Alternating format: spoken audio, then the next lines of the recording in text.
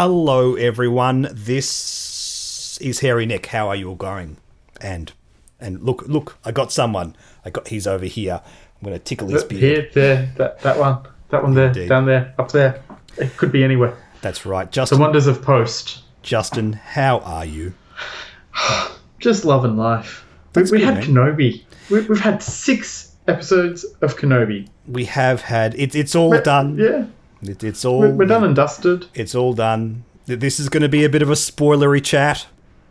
All right.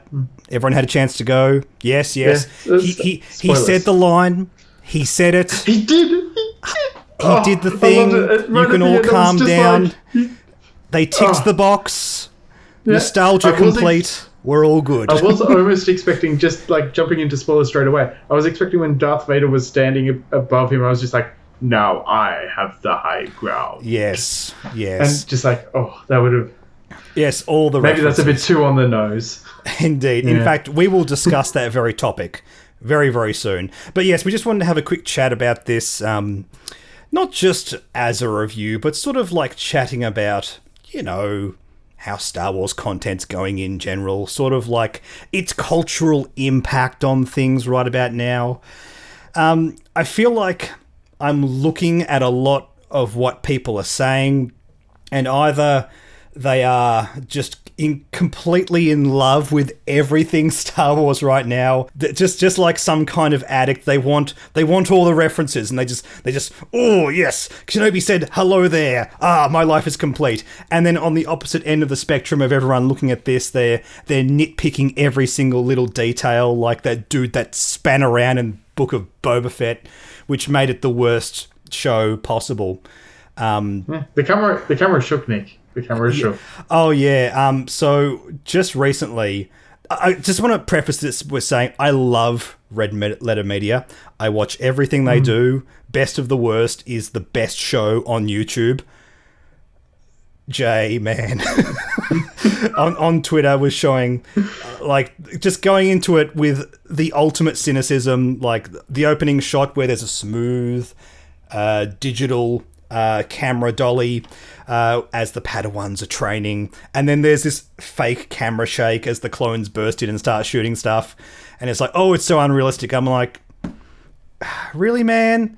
This is the hill you're gonna die on? And I even watched just this morning like their video on this to see if he brought up that Twitter post, because I know he was clearly quite salty about it, and then the response he got saying that, like, all these Star Wars fans started explaining to me, like, how to make cinema. I'm like, no, we were just pointing out how absurd it is to get annoyed by such a pointless thing.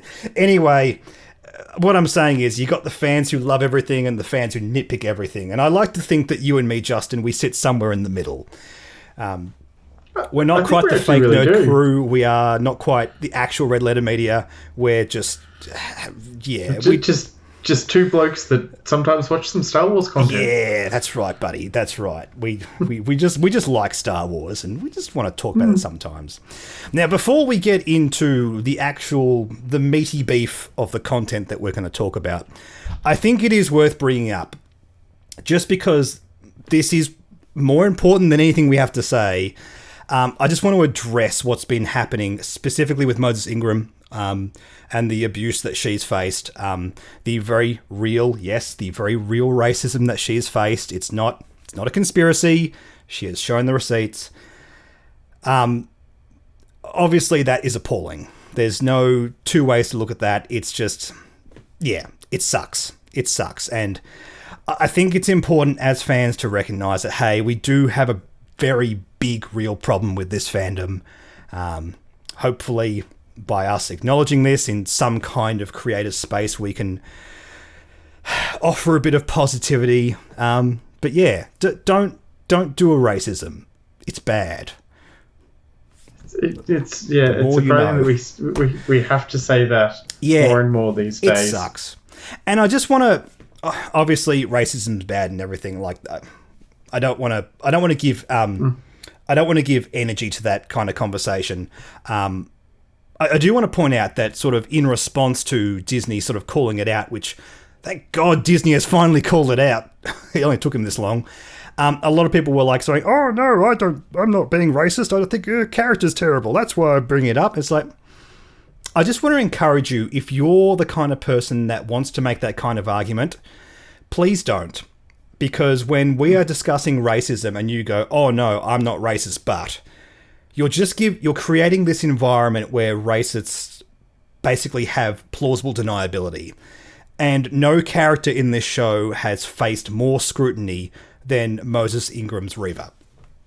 It can't be a coincidence. It just can't be a coincidence. No. That this keeps happening every single time. The fan base is not a monolith. I know some people just don't like the character, and some people don't like it and are racist as well. And some people, we're just going to crap all over this character.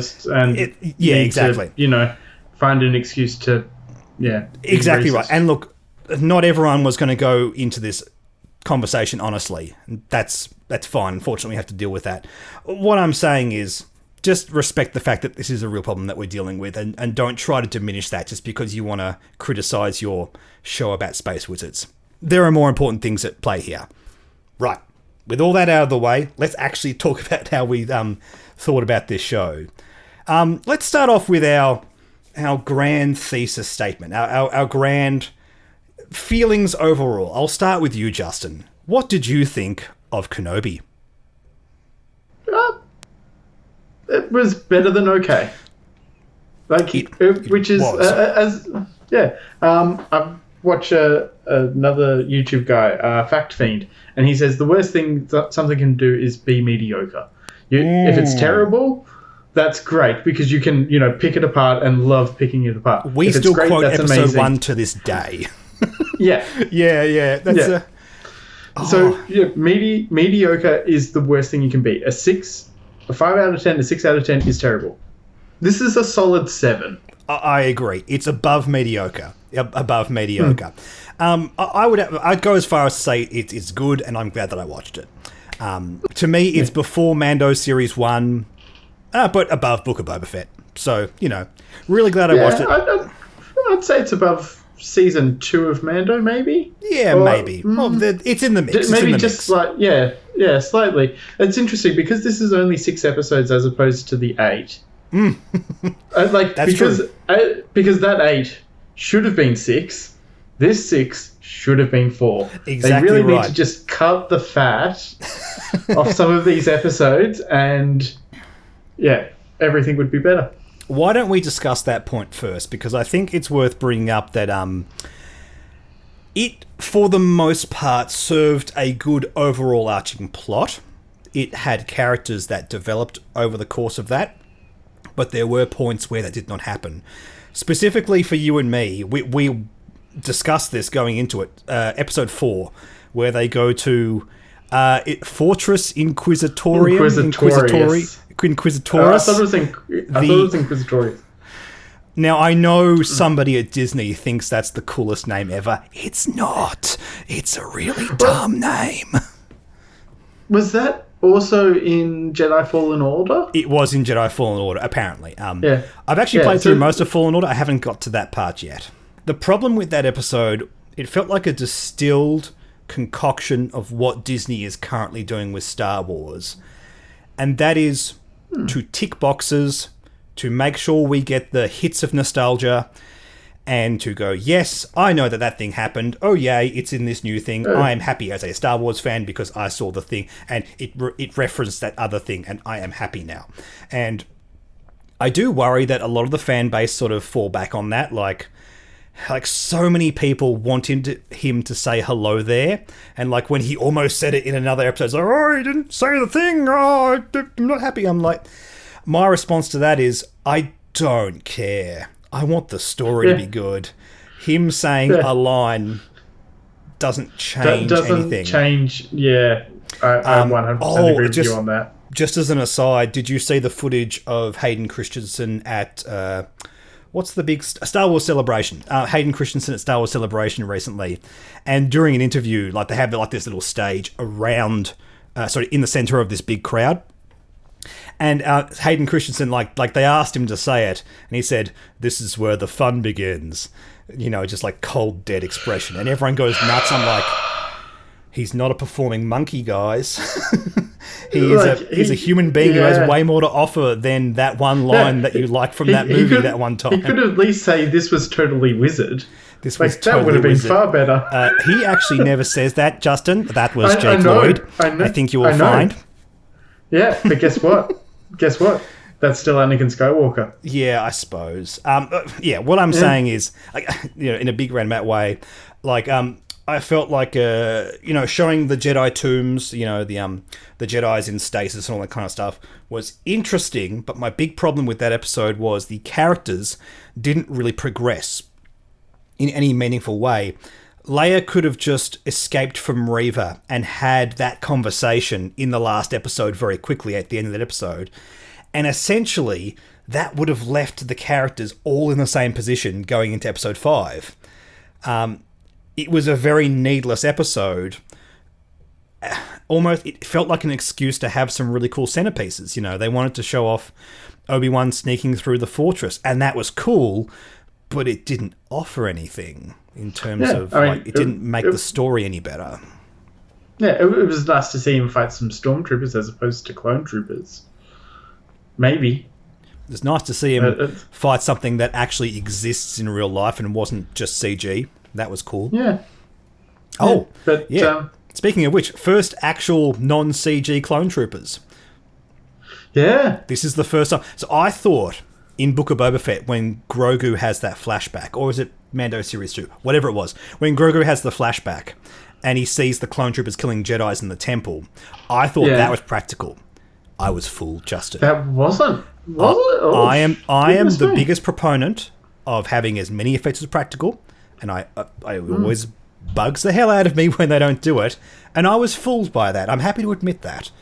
Having said that, really happy to see practical clone troopers. Like that opening sequence, despite a very unrealistic camera movement, Justin, was actually really cool. Well, how cool was it to see the 501st guy? I think it was in episode 2. Like, literally on the streets, and you're just like, because he's got the brick armor. Yes, the cameo. Really cool to see Tamura Morrison make another appearance, and also Ian McDiarmid and Liam Neeson. This ancient, decrepit Liam Neeson, who was not masking his Irish accent at all. It was nice to see him at the end. Like, you just sat there going, it's about... They were teasing it. They were teasing it the whole time. Yeah. It was great to see Ian McDiarmid. I was just like, he looks younger here, completely forgetting the fact that, it doesn't matter. They aged him up even further in episode 9. I was this is great. He could be 100 years old. He could still play this role. It doesn't matter. It's so good.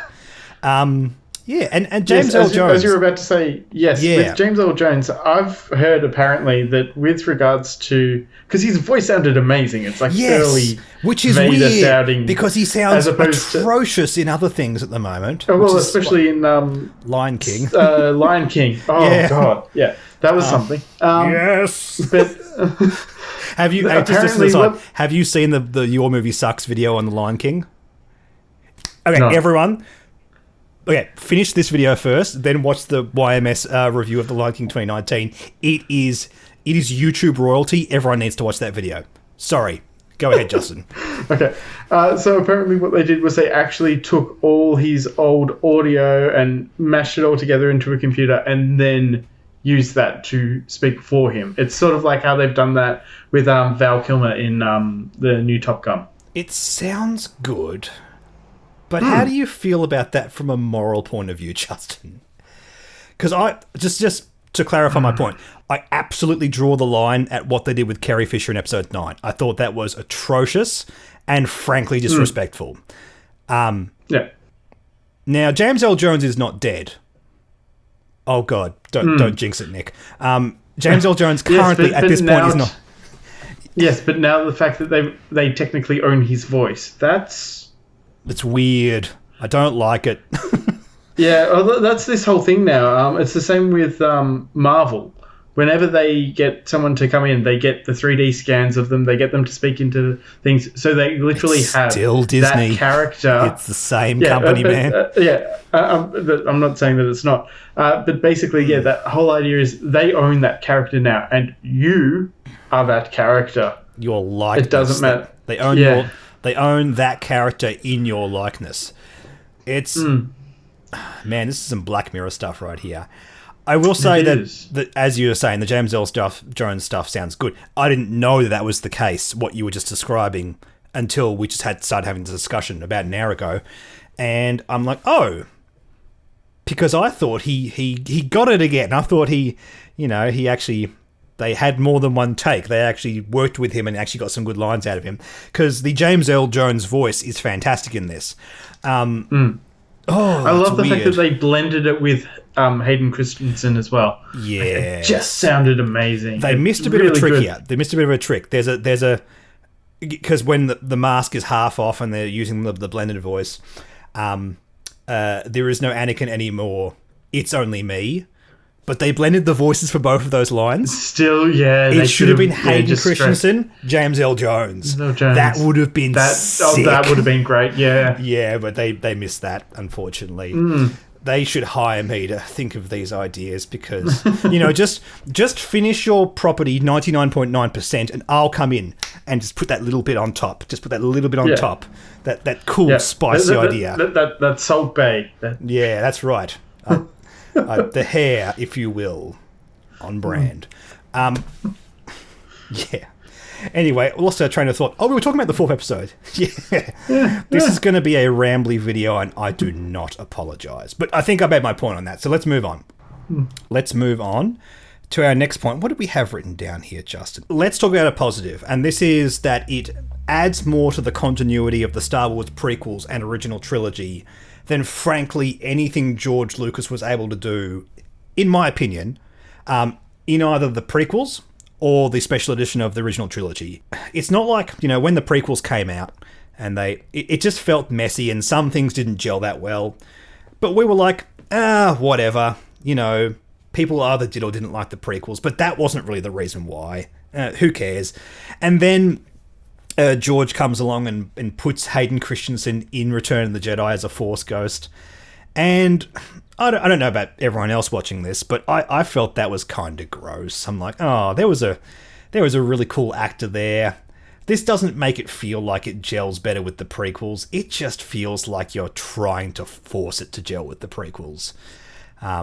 That's my general assessment of that. I don't know. How did that make you feel, Justin, when you first saw that? Yeah, see, I actually think about it more as the fact as the character that the actor that plays Darth Vader and then under comes the helmet back as the Force, and then the ghost. Yeah, he wasn't Anakin. Technically, he was Vader. You think? If you think about it, realistically, he was Vader. The logic people use that they represent Anakin when he became Vader, because that was the last point Anakin was Anakin. Yeah, so when Hayden Christensen comes back as a ghost, it's like, okay, well that was Anakin as Anakin, and this was the amazing point in this movie where not a movie, it was a TV show. It felt like a movie because it went for how long? 8 hours? Goodness me. Let's say that. Yeah, just about. The fact that he says there, you didn't kill me, I killed me. I'm not Anakin. I'm Darth Vader. And that was, that line.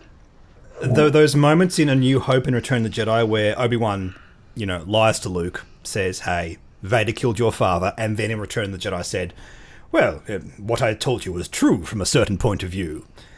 Which is just... It's just circular logic, just to try and get one over Luke. But when Vader actually says it point blank to Obi-Wan, it's like, oh, that actually has some real context. That actually feels like a more genuine statement now. Yeah. Like, I went into this saying, oh, are they going to, overdo the whole relationship with Obi-Wan and Vader? Are they going to have them fight just constantly during the show and sort of nullify their fight in A New Hope? And they didn't. It was really good. They made them... They had that conflict. There was a reason for Obi-Wan to leave him. that first conflict was great because he was just like, I don't want to kill you. I want you to suffer. Indeed. I want you to burn. I want you to feel as much pain as possible. And that's how he managed to escape, was just because he was literally just torturing him and playing with him. And then the second one, it was about the fact that Vader, again, sort of toying with him, but at the same time, he had Obi-Wan had come back to the Force and was starting to actually able to hold his own back against Vader. That's right. Yeah, it felt good. Yeah, and then Obi-Wan absolutely rocks him. Like, yeah. Honestly, I was dreading that final battle. It's like, oh, this is just going to be the thing that ticks everyone's nostalgia. It's going to be like, oh, yes, they have a cool fight and there's some contrivance that makes them leave each other forever. It was actually awesome. I was actually genuinely surprised by that. Like, busting up the helmet, Vader actually getting real with Obi-Wan for a moment there. Obi-Wan just cutting loose entirely. Just the rock shower. That was cool. It was just really well done. It wasn't overdone. George, if you're watching, take note. A lightsaber battle does not have to be half an hour long for it to be impactful. Like, this to me was a better battle than the battle they had in episode 3. Not because the stunts were cooler and way betterer. It's because it actually had a story behind it. Like, I put it to you, Justin. I put it to you. And again, not to sound too much like Red Letter Media here, the fight between Obi-Wan and Vader in A New Hope, the worst choreographed fight of all of Star Wars, is better and more interesting to watch than any saber battle in the prequels. I'm saying that. And better than the saber battle than most of them in episode 9, and probably like that one with all the guards in episode 8 as well. Oh yeah, no, I'm fine with that. Because it had characters, it had a story, and it was part of the plot. It wasn't just window dressing. And but my idea, I always was able to sort of justify 1, 2, and 3 in my mind was the fact that the Jedi were at the height of their powers. They knew exactly what they were doing, and it was that idea of knowing what your opponent is already going to do. It's that sort of like 5D chess, thinking 3 steps ahead. So you're already parrying because you know that the next attack's going to be something. I'm not like saying that. the choreography is better or worse. Obviously, the choreography is better in the prequels. I'm saying as a plot device in the movies, the battle between Vader and Obi-Wan is more entertaining and more interesting. You don't have to agree with me. I'm sorry. I still love episode 1. That fight battle, it brings everything together. I don't know, man. Anyway, that's a whole other discussion. That's a whole other can of worms that has nothing to do with Kenobi. But the point I'm trying to illustrate with all this is that when you have a real plot, real emotion behind these battles, it makes it way, way more interesting. No saber battle in all of Star Wars gives me goosebumps more than that moment in Return of the Jedi where Vader goads Luke and then Luke just goes absolute ham. Absolutely ham. I'm getting goosebumps thinking about it with the choir going woo, and Luke's and he's just hammering on Vader. So good. Yeah. Okay. Yeah. Like that is something else. And see, to me, that's the best moment in all the saber battles. Probably the worst moment is, I don't know, freaking Yoda and Dooku in episode 2. It's all choreography and no substance. And I felt see that for me is episode 8. That fight with the Praetorian guards. True, because there was no emotion behind those fight with the guards. I agree with that totally. I don't think it's a bad battle. I just think it's like, who cares about these characters over here that don't. Good point. Regardless, there's a scale of, a saber battle being used as a strong emotional plot device for a movie as opposed to just window dressing that looks cool. And I think this manages to be a well choreographed fight and actually offers something good as well. And that completely shocked me.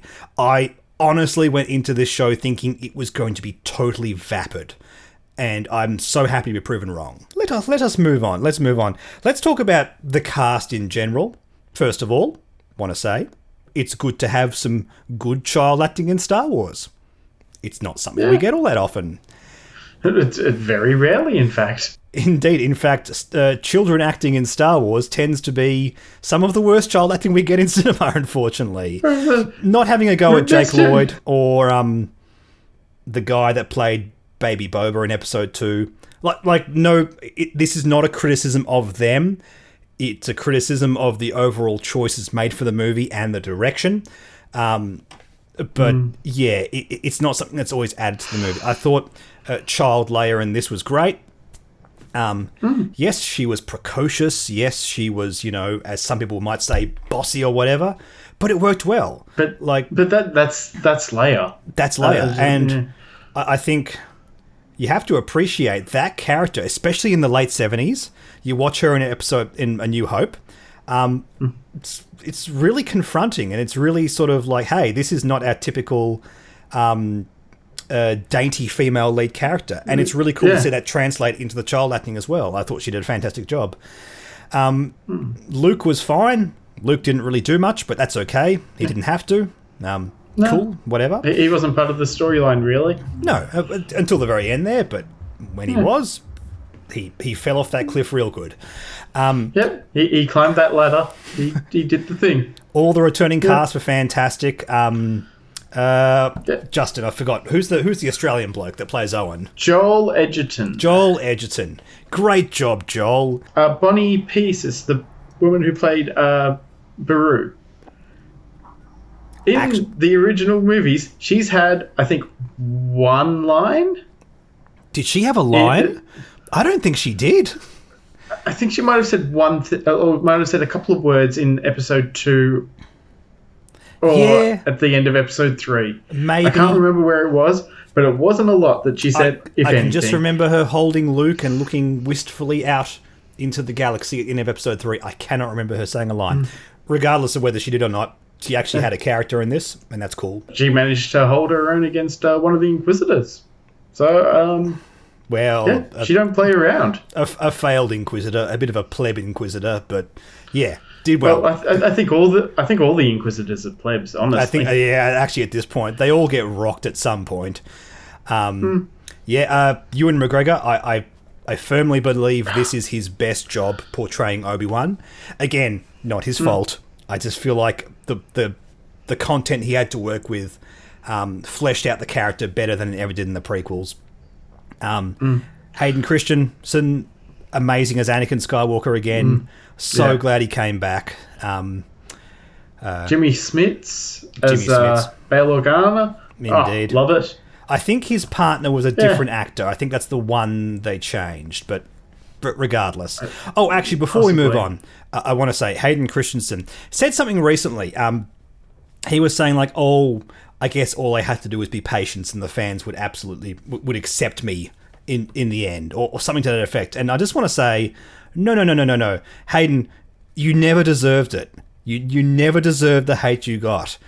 You did a good job with fairly average direction. You're all right, man. Like, there's nothing wrong. Some terrible lines. It's absolutely appalling. The hatred that people like Hayden Christensen. It's not just him. Obviously, there was Jake Lloyd and Ahmed. The Ahmed something. The bloke that played Jar Jar. Yeah, the guy who played Jar Jar. Yeah. None of these people deserve the hate and vitriol. They're just actors. They're just doing a job. Yeah. Sometimes they haven't been given the best scripts or the best direction. I'm not blaming anyone in particular, but happens to be the same person that did both of those. Well, I mean, like, it also happened in it doesn't just happen in episode 1, 2, and 3. It also happens in 7, 8, and 9. Oh, absolutely. It's not the way some actors are treated. It's great that Hayden Christensen was able to come back and have a positive experience with the franchise. Well done, mate. Just good job. Give yourself a pat on the back. You are a top-notch act at the end of the day. And all the new characters. Let's talk about all the, Moses Ingram, all the various Inquisitors and everything. Just all-round fantastic. Yeah. Flea in Star Wars. I got the Red Hot Chili Peppers in space. That's right. Stadium Arcadium. It happened in space. He looked at Leia and said, "What's the matter, McFly? You chicken?" And the delivery was perfect on that. He did his job. I loved having live action Inquisitors, especially that scene in the cantina where Mr. Grand Inquisitor's like, "Oh, it's easy to hunt Jedi. They cannot help their nature. Blah, blah, blah. I'm really smart and the Jedi are really dumb." And Moses Ingram as Reva is like, "Oh, I'm the one that wants to get stuff done and I'm angry."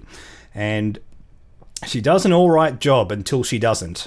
I liked the progression of Reva as a character. I thought she was quite interesting. I thought she did great. And if we do end up getting a second season of Obi-Wan Kenobi, I think she should come back and I think she'd do a great job. Or maybe put her in something else. It could be an interesting idea. But we still haven't gotten... spoiler alert for the end of Solo, by the way. I don't know why anyone watching this wouldn't have seen that, but hey, just so you know. Like, maybe they'll continue that thing with Crimson Dawn and Kira and all these other loose ends that they have, and yeah. Because Solo is... around about this time, a little bit before. Yeah. Oh, I thought it was Oh no, it's before. Oh, I don't know because it's before the Republic's set up, isn't it? No. So Solo is at the height. Is very much the height of the Empire. I think it's meant to be like 5 years after Episode 3. Regardless, there's a bunch of characters in between 3 and 4 that could hang out and do some stuff, and I think that's potentially an interesting idea. We could get Kamal as a fake Jedi coming back. Yeah, Kamal. I don't know. I enjoyed that. I liked having a fake Jedi because you're just all of a sudden thinking like, if I just had a little thing over there, some magnets. He kind of annoyed me, Jedi. But he sort of redeemed himself at the end. But he lost the transmitter. That was the one point. No, sorry. There's 2 points in this show where I was like, "Are you serious?" One where Kamal drops the transmitter, and that is the plot contrivance that moves the plot along that allows Reva to find Luke. Yeah, but they're in quite a heavy battle.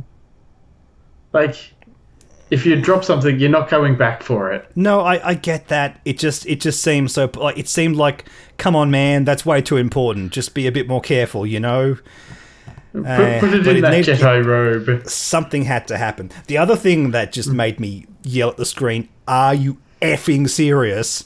is Tala, Obi-Wan, and Leia walking along the landing platform at the fortress with Leia in the coat. I'm like... Just like, yeah, they'll never know. Are you all morons? Are you not seeing the obvious child under that man's cloak? Yeah. What they should have done is they're on high alert. They are looking for on top of her legs.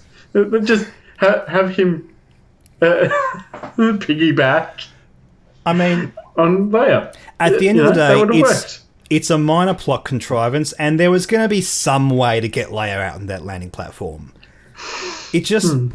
They chose something that looked so incredibly stupid, and I was... That's the one point in the show where I was genuinely angry about what people were trying to tell me what was happening. I'm like, no, don't feed me this. I'm smarter than this. Come on. What are you doing? It was funny though. Considering the fact that, the Empire are all like Xenoists and like don't like aliens. Like, if you saw someone with 4 legs, you'd be like, "I don't like you. I'm going to try and shoot you." Is that part of Disney canon, though?